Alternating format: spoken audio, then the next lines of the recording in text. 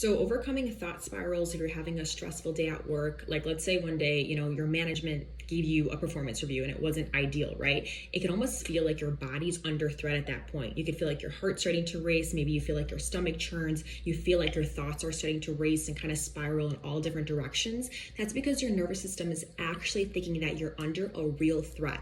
And so the way to get out of those really anxious thought spirals is not to think your way out of them, okay? What's really important for you to do is to remember that you need to bring your body back to a calmer state so that your nervous system does not think that you're under threat.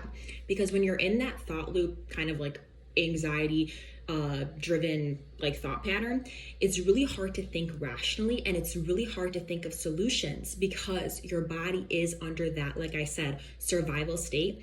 And that more or less means that you're in more of a survival brain state. And so you're not able to think of new solutions, new possibilities, because you're literally not in your learning brain.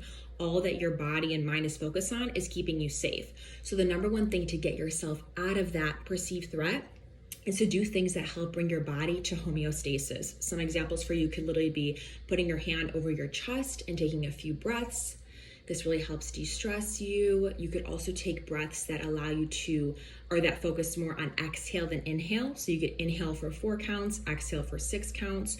You could go ahead and take a step outside in nature. You could sip something that's warm. So you could sip like a warm tea or boiling water. That's really key. And those are just some ideas for you to do. If you want more and like a little personalized plan for you, then go ahead and DM me and I could see how I could best support you.